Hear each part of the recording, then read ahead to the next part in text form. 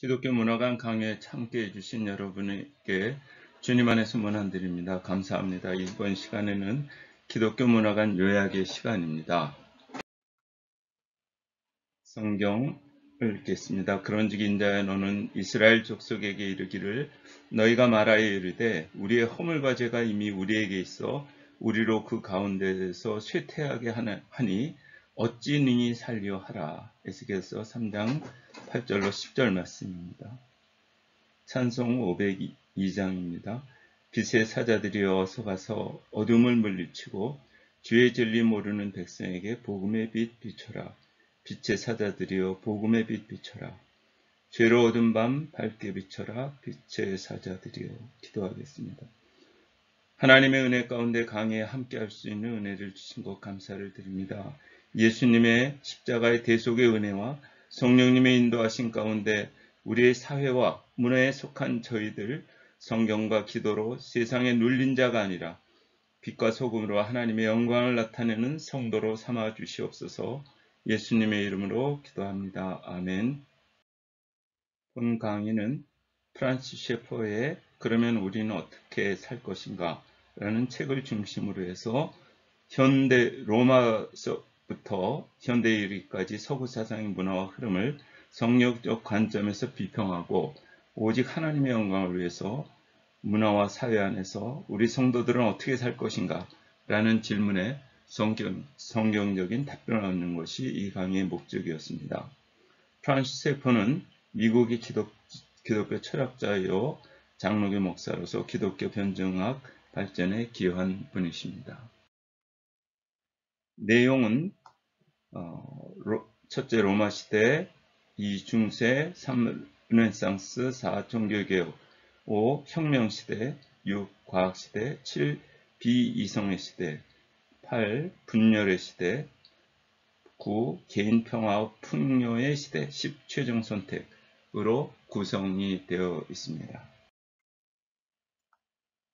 기독교 문화관으로 세상 문화를 바라보는 기본적 토대는 개혁주의 5가지 오직입니다. 오직 성경으로, 오직 은혜로, 오직 믿음으로, 오직 그리스도께서, 영광이 오직 하나님께.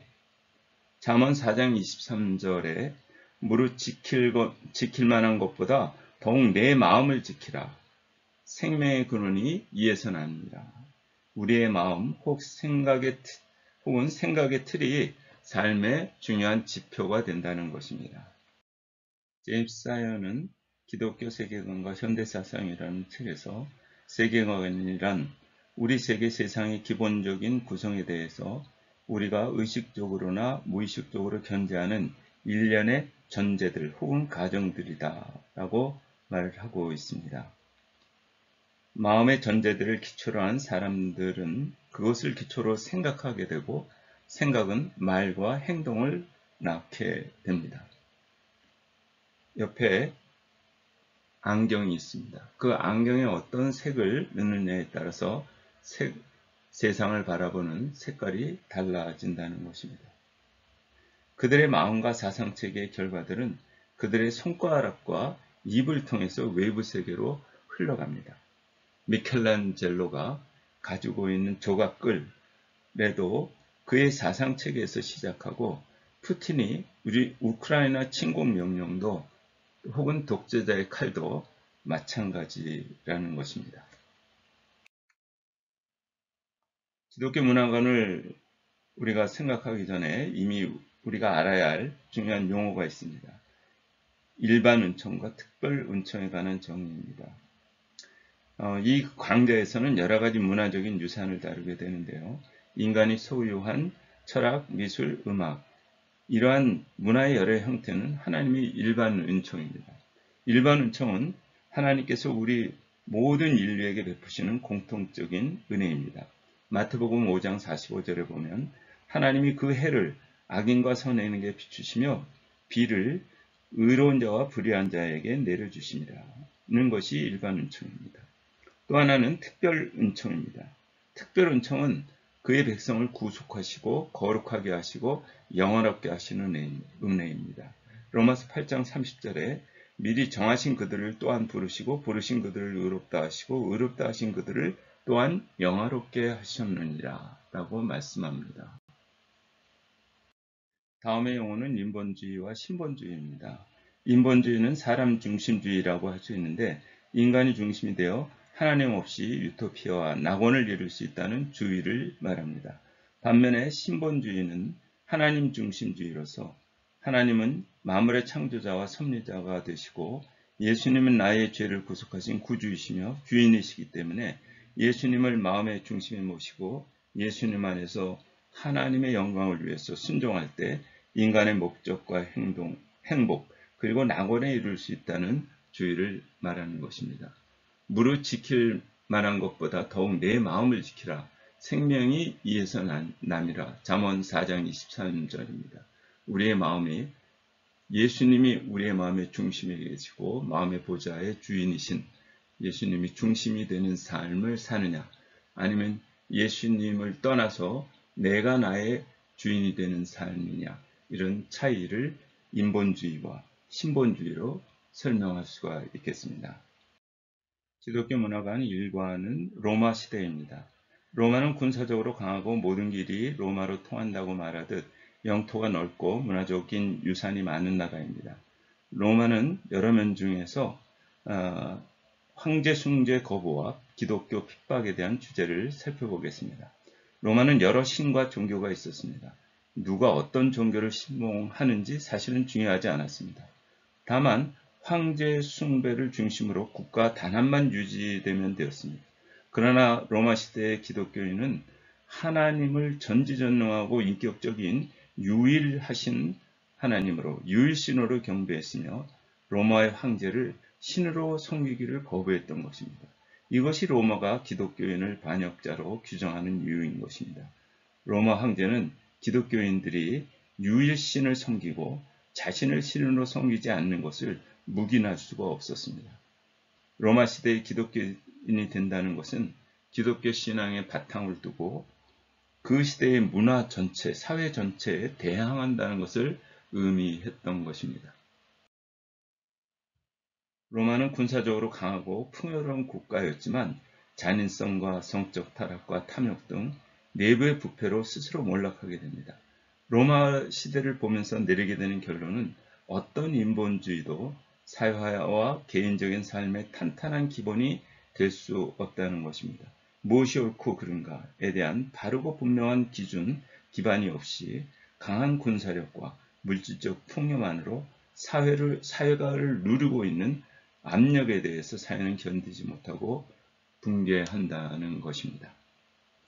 개혁주의 5대 교리에서 전적 타락은 육체적인 생명만 갖고 있는 모든 자연에는 그 본성이 타락하여 구원에 필요한 믿음을 만들어내지 못한다는 것입니다. 로마 시대에서 우리는 하나님을 떠난 인생이 문제에 직면하고 대처 못하고 붕괴한다는 것을 보여주고 있는 것입니다. 2과는 중세 시대입니다. 중세는 교회가 핍박을 당하는 시기가 아니라 오히려 교회가 사회에게 큰 영향력을 미칠 수 있는 그런 시대였습니다. 중세에는 미술, 건축, 교육, 기본부단의 여러 유산을 남겼습니다.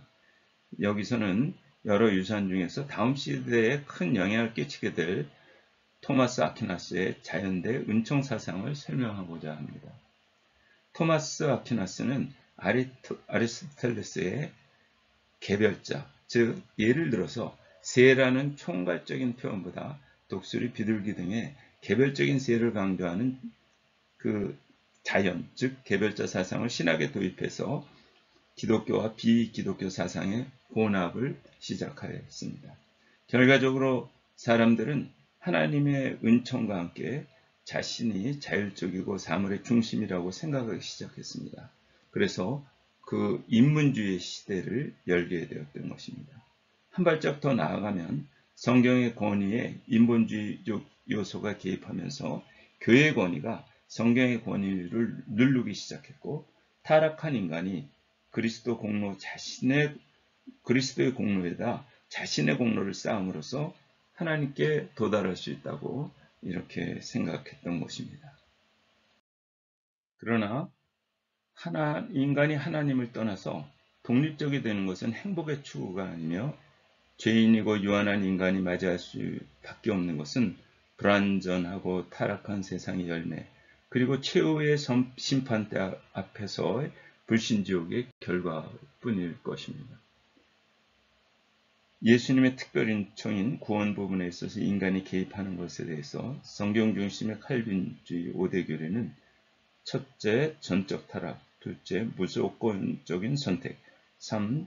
제한 속죄, 4. 불광력적인 은혜, 5. 성도의 견인입니다. 구원의 부분도 하나님께서 계획하시고 이루어 가시는 것입니다. 3가는 르네상스입니다.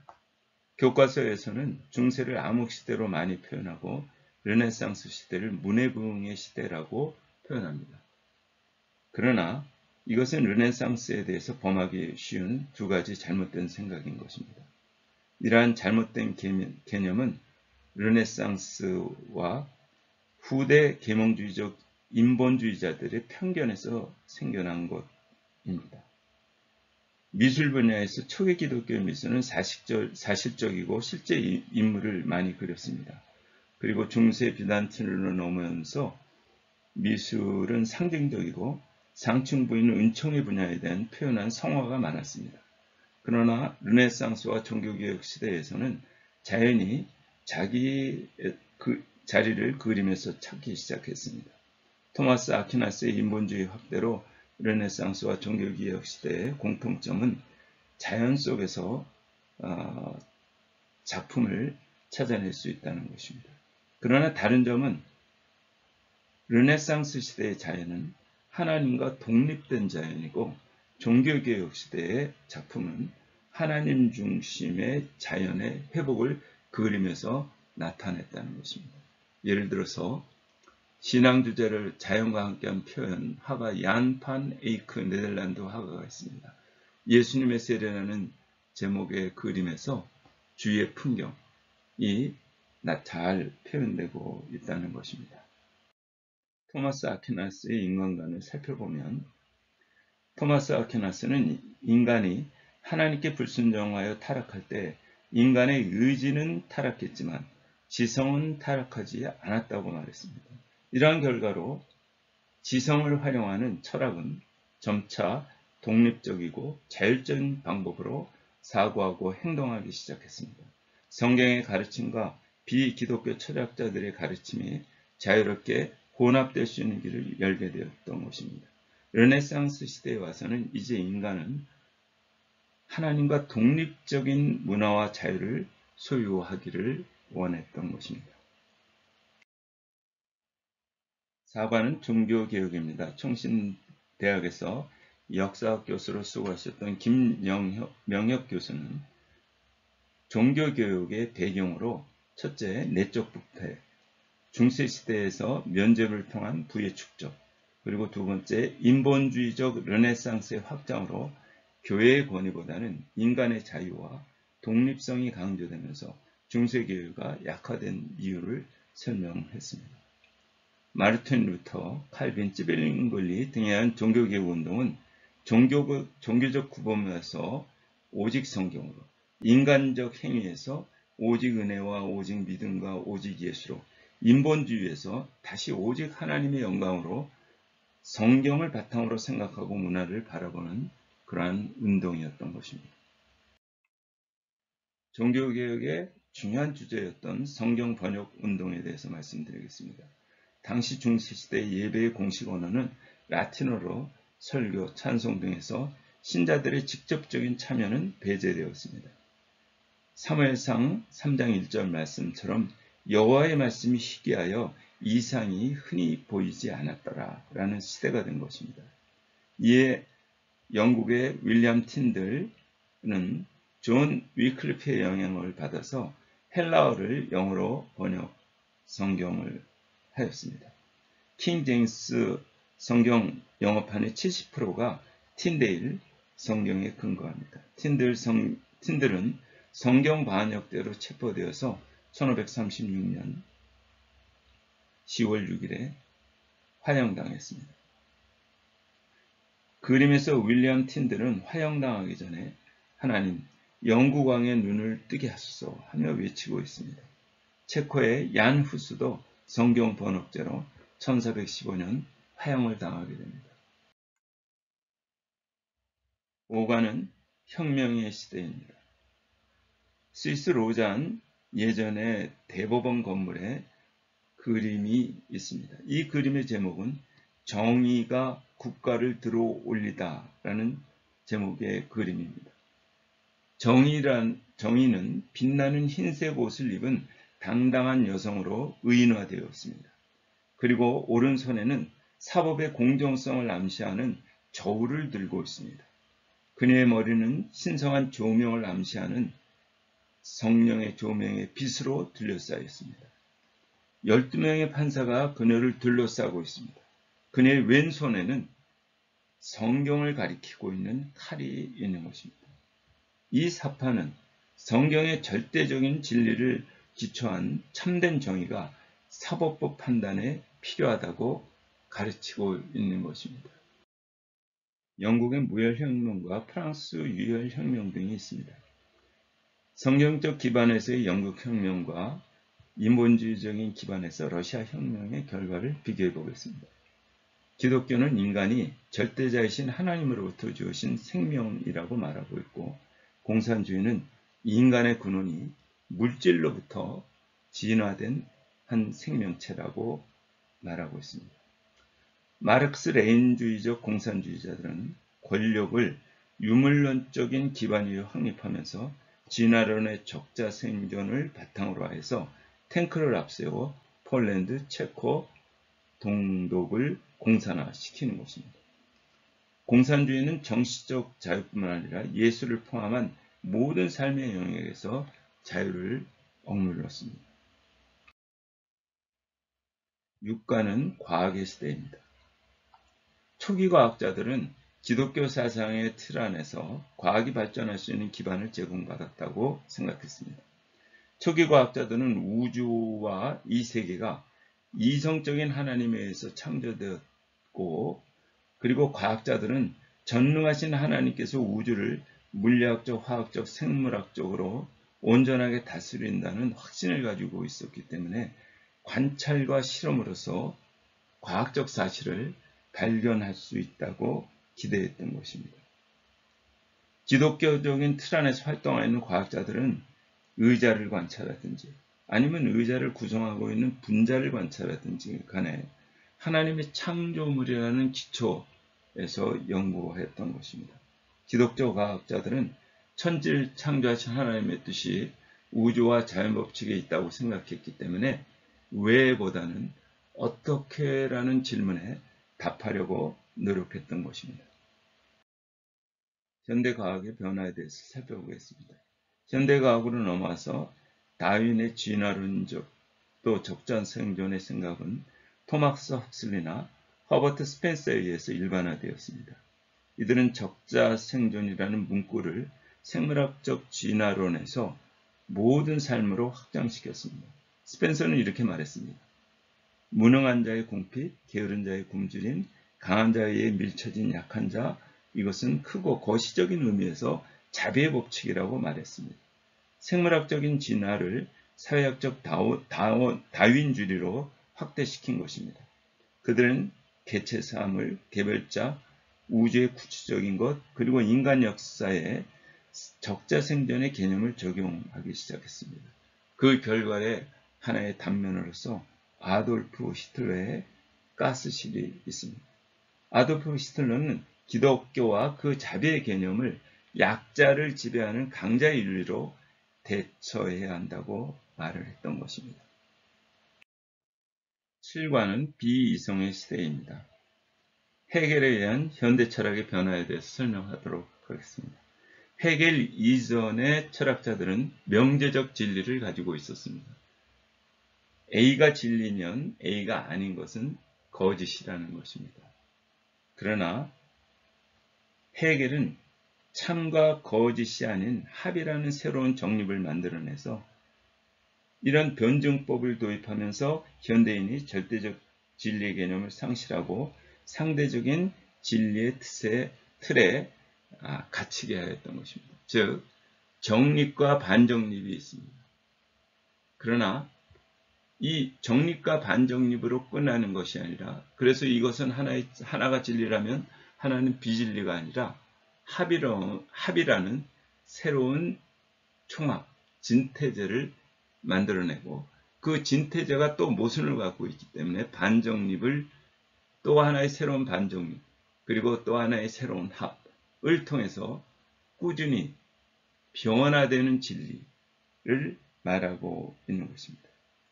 그래서 이러한 변화되는 진리의 체계는 상대적인 진리를 가져오게 되었습니다. 이젠 진리를 말해도 수정이 가능한 진리, 그리고 다른 주장도 진리일 수 있다는 현대의 진리 체계로 들어서게 한 사람이 헤겔입니다. 8관은 파편화의 시대입니다. 절대적 진리를 포기한 현대인의 사상에서 나온 그런 사상입니다. 과거의 철학자의 명제적 진리에서 헤겔에 의해서 상대적 진리로 변화되었던 것을 말씀드렸었습니다. 과거의 철학자는 상층부의 보편적인 진리, 그리고 하층부의 개별자의 개념을 두었습니다. 그래서 상층부에 있는 보편적이고 절대적인 진리를 찾고자 노력했습니다. 그러나 루소는 절대적인 진리, 보편적인 진리 대신에 상층부의 자율적인 자유라는 말을 대신했습니다. 그리고 하층부에는 자율적인 자연이라고 표현을 했습니다. 자율적인 자연을 통해서 자율적인 자유를 얻을 수 있을 것이다 라는 생각입니다. 키엘케고르는 한 걸음 더 나가서 상층부에 비이성적인 신앙이라는 자리를 놔두고 하층부에는 부조리한 세상 안에서의 이성이라고 표현을 했습니다. 상층부에 비이성적인 신앙이 있기 때문에 이성적으로는 도달할 수 없는 것이 상층부의 비이성적인 신앙입니다.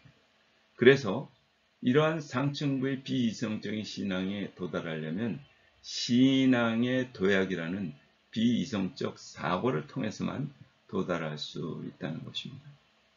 이성으로서는 절대가치 보편적인 진리를 찾는 것을 완전히 포기한다는 것입니다. 그래서 키엘케고르는 절망의 경계선을 통과한 사람이다, 이렇게 말하고 있는 것입니다. 폴 고갱은 루소의 자연으로 돌아가서 자율적인 자유를 찾고자 노력을 했습니다. 그러나 타히티 섬에서 그가 발견한 것은 우리는 어디에서 왔는가, 우리는 무엇인가, 우리는 어디로 가고 있는가에서 표현하는데요. 그가 발견한 것은 인간의 자유를 이성적인 영역으로 찾을 수 없고, 본인인 현실에서 확인할 수 있는 것은 죽음이라는 비이성적인 영역이었다는 것입니다. 파편화는 포스트 모더니스트가 전체적인 현상으로 실제를 접근하려는 것을 포기하고 부분적이고 미시적이고 파편화된 현상으로 접근해서 실체에 접근한다라는 것을 파편화라고 말을 하고 있습니다. 인간의 이성으로는 절대적인 가치에 찾을 수 없다는 절명의 경계선을 통과한 현대인들은 비관론과 파편화 속에서 세 가지 방향으로 이러한 파편화가 전파되었던 것입니다. 지리적으로는 유럽 대국, 영국, 미국, 세계 여러 지역, 문화적으로는 철학, 미술, 음악, 일반 문화, 신학 등, 사회적으로는 지성인, 교육받은 사람, 대중매체를 통한 모든 사람에게 이 파편화가 전달되었습니다. 미술의 한 파편화로서 인상주의를 말씀드리겠습니다. 이성으로 보편적인 진리를 찾을 수 없다는 비관론은 작품을 관람하는 관람자들이 어떤 화가의 작품을 보고 자신에게 이런 질문을 하게 됩니다. 내가 보고 있는 것이 과연 보편적인 의미를 발견할 수 있을까? 현대인들은 미술 작품을 보고 그렇다라고 답변할 근거가 비약해졌습니다. 세상과 우주에 대해서, 인간에 대해서, 또 그림 대상에 대해서 무엇을 관찰할 수 있고 나아가서 예술적 이해를 할 수 있고 그것이 보편적이고 절대적인 그러한 답을 얻는다는 것에 대해서 답을 할 수가 없었던 것입니다. 현대미술이 그려낸 것은 합리적으로 보이는 이 세상의 모든 부분을 제외시키고 비합리적이고 비이성적인 영역으로 갔던 것입니다. 시대의 규범을 적극적으로 오히려 기피합니다. 인간이 눈으로 볼 수 없는 것들은 더 이상 존재하지 않는 것입니다. 사람이 현재 눈으로 보고 있는 감각, 그리고 지각작용에 근거한 인간 한 사람 개인의 주관적 이성, 그것만이 참이라고 생각하는 것이 인상주의의 현실적 문제인 것입니다. 국가는 개인적 평안과 풍요의 시대입니다. 인본주의 사고의 현대적 형태는 삶에 대한 비관론입니다.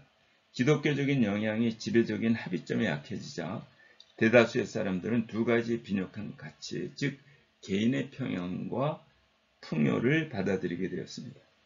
개인적 풍요란 다른 사람의 어려움 때문에 곤란을 받지 않고 혼자 내버려둬 주는 것이고, 개인적으로 최대한 방해를 받지 않고 심지어는 가족에게도 방해받지 않고 자신만의 삶을 꾸려 나갈 수 있게 되는 것을 말합니다.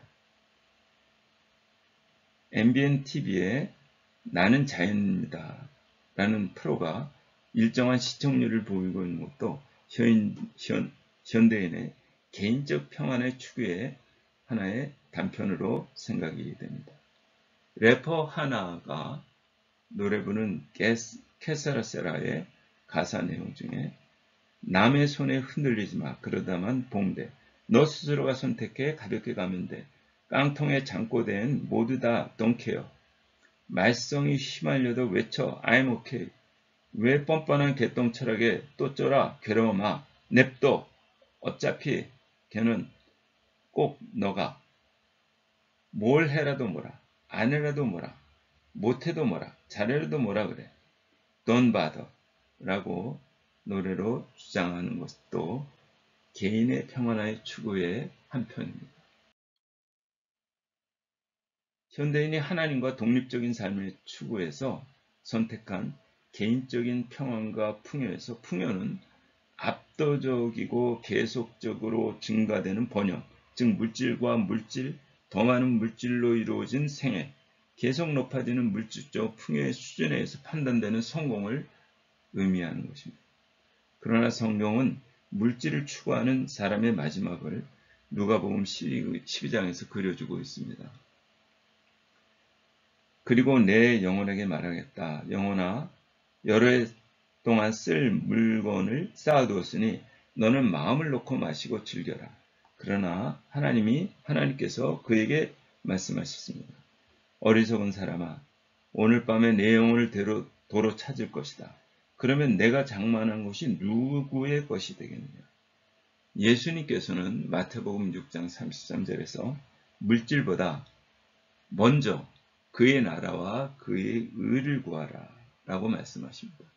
그리하면 그 후에 이 모든 것을 너에게 더해 주시리라 라고 말씀하셨던 것입니다. 기독교 문화와 식과는 조작과 엘리트 그리고 최종적인 대안입니다. 요약 부분에서는 성경적 기반이 사라진 사회에 등장하는 권위주의 통제를 강조하는 위협 요소 몇 가지를 소개하는 것으로 하겠습니다. 우리 사회와 비교해보면 좋겠습니다. 첫 번째는 권위주의는 사회 질서를 통해 통제와 형식을 강요한다는 것입니다. 우익이든 좌익이든 어디서 시작해서 상관없이 권위주의적인 정치는 아무 차이가 없습니다. 엘리트 권위주의적인 정부는 사회 혼란을 방지한다는 이유로 통제와 형식을 강요할 것입니다. 그리고 사람들은 개인적인 평화와 풍요를 향한 그러한 자기 목적을 위해서 혹은 무관심과 무작정으로 강요된 사회 질서를 받아들이게 되는 것입니다. 두 번째는 기독교적 합의가 상실되면 개인적 평화와 풍요가 권위주의적인 정부에 굴복하는 이유가 됩니다. 성경적 기독교의 중심 메시지는 예수 그리스도를 구원자와 주님으로 마음을 초청하는 것입니다. 다른 2차적인 효과는 성경의 합의를 가진 나라의 자유라는 가치입니다. 그러나 자유는 이 기독교적인 기반에서 이탈했을 때 혼돈을 향한 파괴의 힘이 됩니다. 이런 일이 일어나면 에릭 호퍼가의 주장과 같이 자유가 질서를 파괴할 때 질서를 향한 열망이 자유를 오히려 파괴할 것이다 라는 사회가 된다고 주장하고 있습니다. 권위주의를 받아들이게 되는 또 몇 가지 압도적인 압력들이 있습니다. 첫 번째는 물질적 풍요와 성공의 기준인 현대인에게 경제적인 붕괴, 이것은 그들에게 큰 압력입니다. 세계 식량 부족, 부의 불균형 문제도 압도적인 압력으로 작용합니다. 또 무작위의 폭력, 정치적 테러, 이 테러에 대한 두려움은 안전한 자유를 위해서 오히려 자유가 제한받는 것을 용납하는 것입니다. 서방과 팽창주의, 공산주의 블록 사이의 전쟁 위협, 전쟁에 대한 두려움은 권위주의적인 길을 열어주게 됩니다. 코로나 사태에서 지금 중국 사회가 보여주는 현상을 우리는 볼 수가 있겠습니다. 우리가 꼭 기억할 하나의 역사가 있습니다. 우리 시대의 평화를 얻는다는 착각 속에서 체코슬로바키아를 희생하면서 히틀러의 무력 침공을 인정한 1938년 9월 30일 히틀러와 미넨 협정에 서명한 영국의 수상 네빌 체인벌린에 대한 기억인 것입니다. 이러한 미넨 협정이 체결된 후에 하원에서 윈스턴 처칠은 이렇게 연설합니다.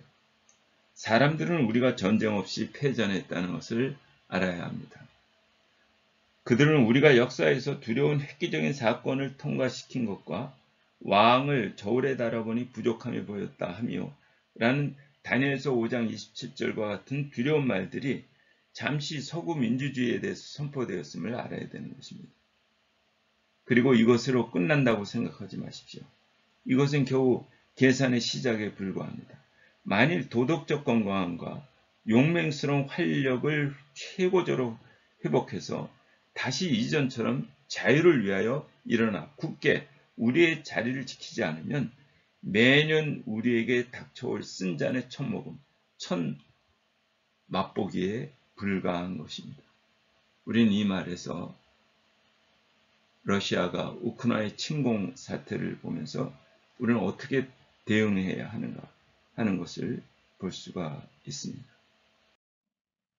기독교 문화관을 마무리하면서 하나님 안에서의 사회와 하나님과 독립적인 사회의 차이를 다시 정리하려고 합니다. 우선 하나님과 인간을 한번 살펴보겠습니다. 하나님은 무한하시고 전능하시고 완전하시고 선하시고 또한 천국으로 우리를 예수님을 믿는 믿음으로 인도하십니다. 인간은 유한하고 한계가 있으며 불완전하고 죄악 가운데 있으며 또한 하나님을 떠난 불신은 지옥에 이르게 됩니다. 인간 중심주의는 인본주의는 사람이 중심이 되어 낙원에 도달할 수 있다는 정신이고 하나님 중심주의는 신본주의는 하나님이 중심되어 낙원에 도달할 수 있다는 정신입니다. 잠언 3장 5절 6절 말씀입니다. 너는 마음을 다하여 여호와를 신뢰하고 내 명철을 의지하지 말라. 너는 범사의 그를 인정하라. 그리하면 내 길을 지도하시리라. 기독교 문화관을 마치면서 마지막 이 성경 말씀이 우리의 마음에 가득 차기를 바라겠습니다. 이상으로 기독교 문화관을 마치려고 합니다. 강의에 참여해 주시기 위해서 고생 많으셨습니다. 부산신학교 평생교육원 기도 동역자를 함께 사역해 주시기 바랍니다. 오직 성경으로, 오직 은혜로, 오직 믿음으로, 오직 그리스도께서, 영광이 오직 하나님께, 이 5가지 오직이 여러분 마음을 주장하시고 하나님과 주 예수 그리스도의 평안과 은혜가 여러분의 가정에 늘 함께 하시기를 기도하겠습니다. 예, 감사합니다. 수고하셨습니다.